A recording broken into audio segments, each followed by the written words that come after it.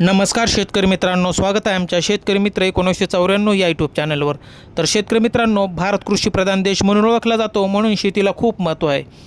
म्हणूनच शेती हे शेतकऱ्याचे खूप महत्त्वाचे उत्पादनाचे साधन आहे। तर शेतकरी मित्रांनो, आज आपण तैवान पेरू या पिकाविषयी माहिती बघणार आहोत। तर तैवान पेरूची लागवड कधी करावी? तर शेतकरी मित्रांनो, तैवान पेरू तुम्ही वर्षभरात कधी पण लावू शकतात। तर लागवडीपूर्वी पाण्याचा व्यवस्थित निचरा होणाऱ्या जमिनीमध्ये तैवान पेरू हा खूप छान येतो। तर शेतकरी मित्रांनो, लागवडीचे अंतर म्हणजे एकरी तुम्ही 1000 रोपे लावू शकतात।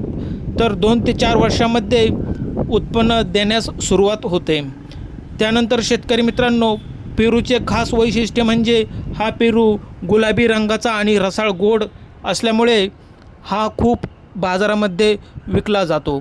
तर शेतकरी मित्रांनो, तुम्ही व्हिडिओ बघत असाल, व्हिडिओ आवडला असेल तर व्हिडिओला लाईक करा, शेअर करा, सबस्क्राईब करा।